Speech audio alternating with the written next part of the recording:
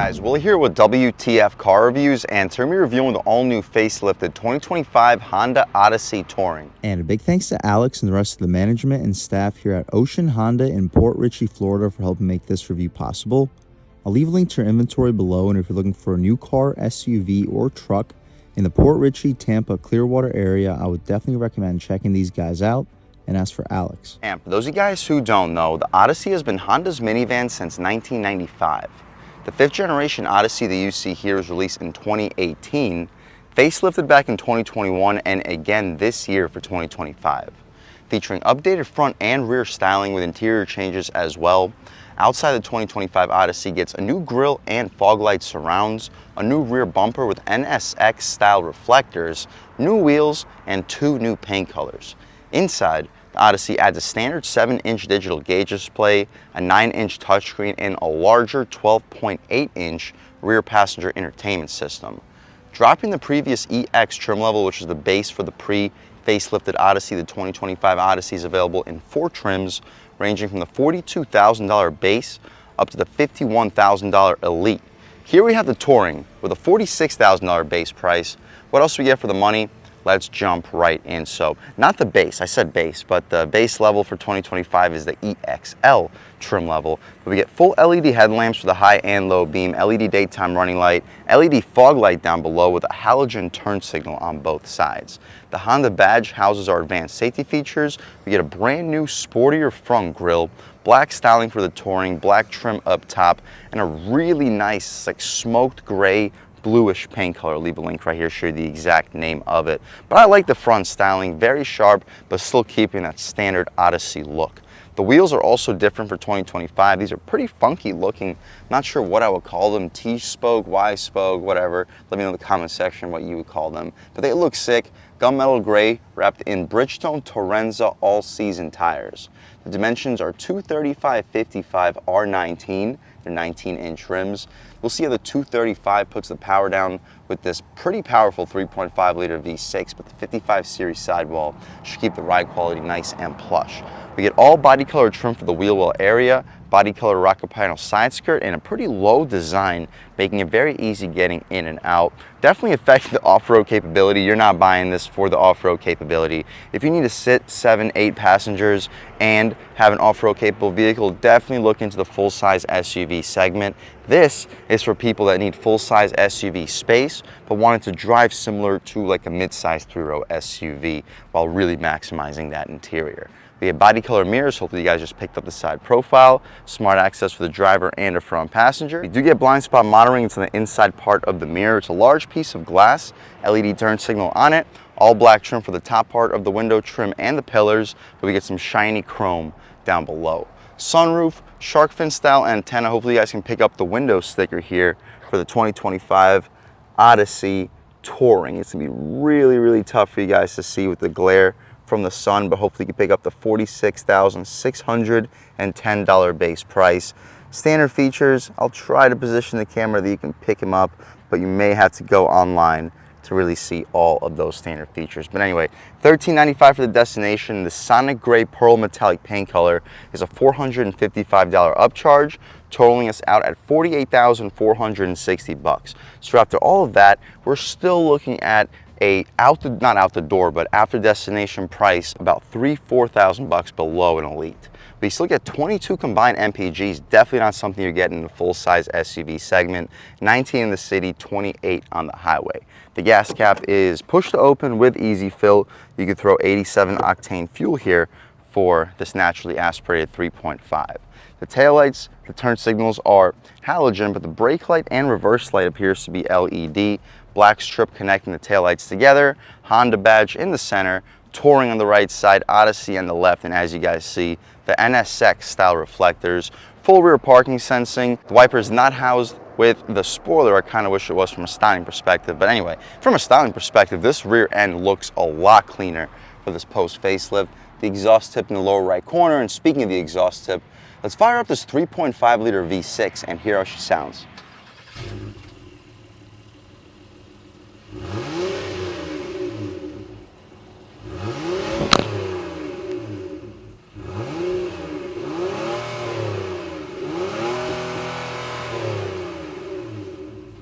All right, guys, that was the sound of the 3.5-liter V6 sold by Honda for the 2025 Odyssey. And it sounds okay, cranking out a very solid amount of power at 280 horsepower, 262 pound-feet of torque, made it to the 10-speed automatic transmission, so essentially sharing the power plant out of the new Pilot and Ridgeline. But the Passport, we're still waiting for it to be updated towards this engine and transmission combo, but either way, really similar. Sending the power to the front wheels. You can expect 0 to 60 in the mid to high 6-second range, and the only reason it's not in the low to mid 6-second range is because, as we said, the 235 wide tires with just front wheel drive isn't necessarily ideal if you're just going to be mashing your foot to the floor off the line. Anyway, what you see is basically what we get. Still a very powerful power plant with a very consistent feel throughout the rev range. Did not close the hood. Going to take a little bit more effort, but we can walk around this 2025 updated facelifted Odyssey, take a step inside and see what we get with not a mid trim, it's towards the top of the lineup, but price wise a trim that's about 4,000, 5,000, 6,000 below the Elite. Then you set the lights back to auto so the car's not yelling at me. We get soft touch materials up top, stitching in the center with a pretty soft leather stitched armrest, 4-window auto one touch, just a plastic door handle, but it's functional. 2-person memory seats. We get hard plastic for the frame, but a ton of storage. You'll fit a foot long 24-ounce bottle, some car accessories, coins, upgraded 7-speaker audio system. It's not the base 6-speaker, but it's not the upgraded Bose system either.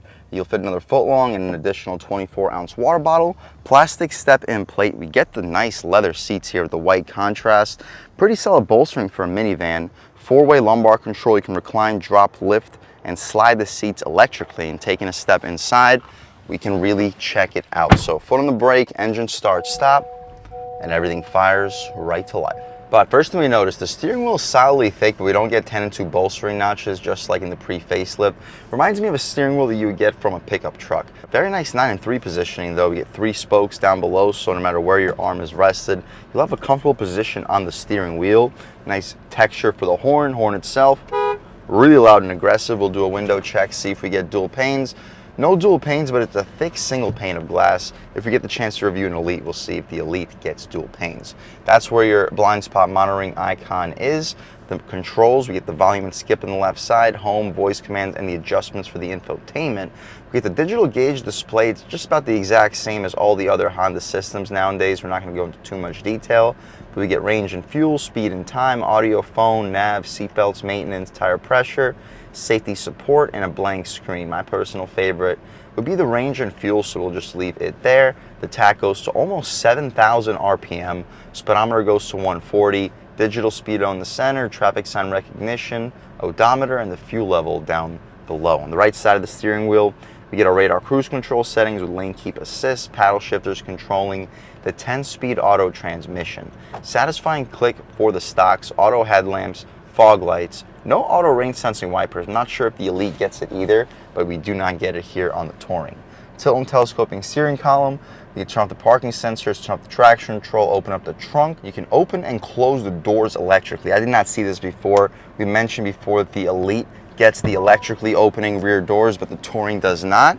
I guess the Touring also does. I'm just not necessarily the smartest and didn't notice it right away. So we still do get the electrically opening second row doors. And to close it, I believe you just pull the latch one more time. Yep. So there's no button. It would be nicer if there was a button, but you just pull the latch and it functions as a button. I am sorry, guys, for not mentioning that earlier. I'll definitely leave a link so you guys know when you watch that part of the video that I was wrong. But anyway, here are the buttons for you to be able to do it from the front seat.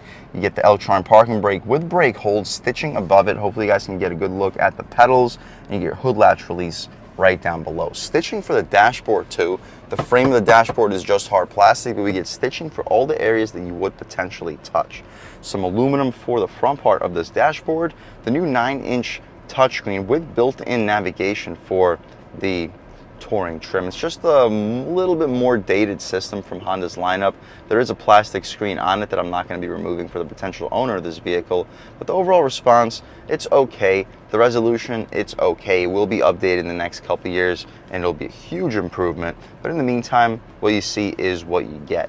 It's still a very solid display, solid sound system, and if it's not good enough for you, you can upgrade to the Elite and have the top of the line Odyssey. We get tri-zone automatic climate control with the adjustments for the front and rear up top, temperature adjustments, gear selector for the 10-speed auto, heated, no ventilated seats. Got to go to the Elite to get the ventilated seats. Drive modes, we can turn off the auto engine start stop, snow, econ, drive, and sport. We'll try out normal mode, sport mode, econ mode, and just see what the differences are. Hazards, USB A and C port, AC outlet, 115 volt, 150 watt with a 12 volt right next to it. We get a ton of storage and a storage compartment. You can throw some secret stuff in there. 2 cup holders, you'll fit 24-ounce bottles with little slot for mug handles, electronic charging pad. You can check out this little center area too. I'm currently keeping all of my keys over here, and we can open up this compartment and it exposes a very spacious center console, which hopefully you can pick up on camera. 2 additional cup holders, you can fit 24-ounce bottles, and we get armrests for the front seat, which are pretty wide even for a full-sized arm. The glove box is damped, not lined felt, but it's massive. You're fitting 3 pairs of shoes in there, probably 30, 35 license plates, basically a frameless auto-dimming rear view mirror with 3 garage HomeLink settings on it. The interior lights are not LED, but still functional. Sunglass holder with a hooligan mirror, so you can see what the hooligans are doing in the second and the third row. We can open up the sunroof. The shade opens up with it. Does so decently quickly, but it is a hot one today in Port Richey. Sunny and 94 degrees, but it feels like it's over 100. Hopefully you guys can pick up the sky at least on camera. We'll close this roof right up, leave the shade open, so when we hop out back, you guys can see how much light is brought into the cabin. But that's about it for the front seat, at least, of this 2025 updated facelifted Honda Odyssey. Let's hop out into the second row, see how much space is offered back here, as well as the overall quality of the materials. As you see, the door does open up electrically. The second row seats are leather. The materials back here feels like just some hard plastic, but we'll look at it in more detail when we take a step inside and shut the door. But doing exactly that, legroom looks solid. I'm a little bit over 6 feet tall, sitting behind my seat settings, and you just press the button and the door closes right up. But knee room, I currently have about 10 inches to a foot of it. Headroom, at least 3-4 inches of it. So if you're under 7 feet tall, you're sitting in the back of a Honda Odyssey. At least for the second row, we'll check out the third row and see what changes up. There's latches for the seats. We're in the furthest back position right now, so we're not going to be able to get any additional legroom, but still, there's a ton of it. Map pockets behind both the front seats. 2 USB-C ports down below. The interior lights are not even turned on, but there weren't LED up front. They're not going to be LED out rear. The air vents blow basically directly into your face, more so towards your left knee, but still a solid area. And we get our third zone climate control in the corner. We can open up this all-new 12.8-inch infotainment or entertainment display. There's no buttons anywhere over here to turn it on. Not quite sure where the remote is, but you guys can check out the tutorials on YouTube, and people will go into very, very good detail on that display. Moving on with the car though, we get sunshades for the second row, latches to open up the seats, and a button to open up the seat if you would like to do so without latches. We get some faux stitching for the center, but it's all just hard plastic. I think the Elite is also hard plastic. I kind of wish they had better materials, but they do add an armrest, which is soft touch if you want something a little bit better quality to put your arm on. We get hooks for both of the second row passengers back here too, and that's about it for the back seat of this 2025 Odyssey Touring. So that latch opens up the door electrically. You can also press the button to open up the door electrically. We'll take a step out towards the cargo space because the third row is not currently up. I'll show off the cargo space too in the meantime before taking a step out into the third row. But we get the electrically opening trunk in typical minivan style. The third row's folded down. There is a ton of storage back here. We don't get the flat floor. I'll try to see with these latches if there is a way to get out. So no flat floor, unfortunately, but there is a ton of space, even with the third rows up. 12-volt power outlet, subwoofer for the slightly upgraded system, ton of storage pockets, grocery bags, car accessories, everything can fit. I'll leave a link right here to show you the exact amount of cargo space. With the third row up, third row down, and with the second row folded down, it is large back here. No secret storage, of course. I mean, I will check, but I don't think there will be. I don't think there possibly could be, considering how low that floor is. We can shut this trunk right up, and you can hold it to set the height. So if you're shorter and have trouble pressing the button, you can drop it down a little bit lower. It also gives you about half a second to get out of the way so you don't get doofed in the head. We did not open up the third row seats, unfortunately. Got a little bit distracted. The process to open up the third row seats, you just pull out onto these latches and you can recline the seat back and forth by pulling onto that top latch. We don't need that other seat up, so we'll simply just leave the driver's side third row seats up. To access the third row, you simply pull this latch down here and slide the seat forward. You can pull this latch over here and lift it up completely, but we're not going to do that. The seat's completely removable if you want to have the third row passengers have unlimited legroom. That is not, however, what I would like to do. But with the third row seat all the way up, we'll put the headrest up so it's not digging into my back. I still have at least 1 inch or 2 inches of overall knee room. That is impressive considering the size of that second row. And that second row passenger has like 10 inches to a foot of knee room they can compromise. So I'll be very comfortable back here. The materials are just hard plastic. The stitching is fake. USB-C port and sunshade, that's an appreciated touch. You can adjust the volume with headphone adjustments for the rear entertainment system. The center seat, I believe, is removable, and it also functions as an armrest if the second row passengers want to fold it down, and they get 3 cup holders and pretty solid storage compartment. You can fit 3 people back here. The air vents blow basically directly into your face. That's also a convenient touch for a minivan with 2 additional cup holders back here, 2 USB-C ports on the opposite side. That's about it though, guys, for the third row. It is really spacious back here, just as spacious as basically the rest of the segment, and really easy process hopping in and out. As far as a 3-row SUV, I believe that the minivan segment is the most convenient for 7 to 8 full-size adults. It's almost as convenient as the full-size SUV segment, but the full-size SUVs sit about 6 inches to a foot higher off the ground, making it a little bit tougher getting in and out.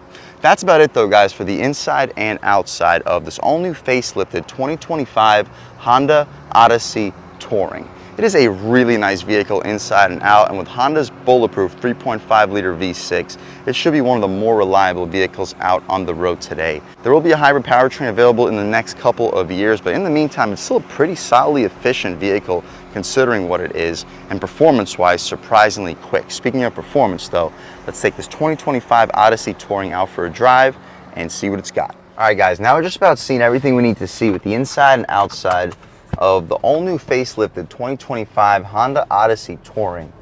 Let's take it out for a drive and see what it's got. My first impression, sharp throttle response. Honda with their V6s have just about always had great throttle response. But that's definitely still the case here. Brake pedal feels responsive, steering feels sharp and direct, doesn't feel truck-like at all. You hear the seat latching back together back there. Steering's light. We'll see if it changes up when we put it in sport, but the sport's really just for the transmission, so I don't really think that it will. Throttle response though, in normal mode, it is sharp. Wow. Good mid-range too. This truck looks like he is pulling off to the side of the road. Good passing power. The mid-range is strong. As soon as it gets around 2,800 RPM, that's where this V6 starts to get very strong, and it pulls all the way to red line. The beef of the torque's gonna be around, I think, 44-ish hundred RPM, and you feel it there. But at around 2,800 is when it starts to build. Ride quality is good. 55 series sidewall tires are doing a great job keeping everything plush. We'll see how the skinnier 235s put this strong V6's power to the ground. Light throttle, it has no issues. Yeah, I don't feel any issues at all. We'll slow down, let this guy pass. Try a moving pull, see if it puts the power down. Moving pull on the gas. Yeah, I mean, that's a strong pull, and it puts the power down. So these 235 wide tires, I guess there must be a limited slip differential or something to help with the traction, but it's definitely there. Try it out in the sport transmission mode, see the steering changes. It doesn't feel like it does, but the transmission immediately takes you out of your overdrive gears. Snappy downshifts, good torque, really snappy downshifts up top. Doesn't blow you away, but definitely gets up and goes. I can see 0 to 60 in the mid to high 6-second range, just as advertised. Doesn't feel any faster, but definitely doesn't feel any slower. Turning radius is sharp. We could try one out off the line. Sport mode, see if it puts the power down, off the line, on the gas. Oh, yeah, pretty good though. Screamer up top. But yeah, it chirped him a little bit off the line, but it was consistent and it traveled all the way through that rev range without serious traction control intervention. There's got to be a limited slip differential here. Good mid-range torque. We can take it out of sport mode. I mean, what percentage of you guys are going to be driving this thing in sport mode? We can actually try it out in econ mode, see what changes up. Throttle gets way less sensitive. With the hybrid powertrains, econ mode doesn't numb the throttle nearly as badly as it does with the naturally aspirated powertrains. I think it's because the way that the hybrid or the battery builds its power is just more instant, so you don't notice the numbness as much. But with the naturally aspirated power plants, eco and econ mode really make things a lot more numb. This is about a third throttle. About half throttle. There we go. But you got to really push it to get that transmission to respond, which will get you your 22 combined MPGs, but it'll probably not feel like you're driving a very powerful V6 on a daily basis. For daily driving, if you're going to go for a 6-cylinder powered vehicle, you'd rather leave it in normal mode and just feel the beefier feeling power throughout the rev range. We can take a step out here in normal mode. Yeah, you definitely feel more throughout the rev range. We can try out a real world turning radius test. Yeah, I mean, it picks up really well up top. Steering feels good. Real world turning radius test. It is sharp, direct, about half throttle. And yeah, it picks up speed very, very well. Overall, guys, if you're looking for a peppy, spacious, and premium feeling minivan, I guess, SUV, full-size SUV, anything in that category, like you need to fit 6 to 8 full-size adults in your vehicle on maybe not a daily basis, but on a weekly basis. You want everyone comfortable inside your vehicle. You don't want full-size SUV fuel economy, but you do want full-size SUV space with mid-size SUV driving dynamics. I think you found the perfect vehicle for you with Honda's bulletproof 3.5 liter V6. This thing is a really good value vehicle. Compared to competition like the Kia Carnival or even the Chrysler Pacifica, the resale value on this Odyssey will be significantly better. And the overall ownership experience, in my opinion, will be better too. If that's what you're looking for, guys, I would definitely recommend checking out the 2025 Odyssey. If you're okay with not having the ventilated seats or upgraded sound system, definitely go for the Touring. But for the extra $4,000 or $5,000, the Elite does give you some pretty nice creature comforts and features. And a big thanks to Alex and the rest of the management and staff here at Ocean Honda in Port Richey, Florida for helping make this review possible. I'll leave a link to their inventory below, and if you're looking for a new car, SUV, or truck in the Port Richey, Tampa, Clearwater area, I would definitely recommend checking these guys out. And as for Alex, and a huge thanks to all you guys for watching. I had a great time making this video. If you're new to the channel, please subscribe.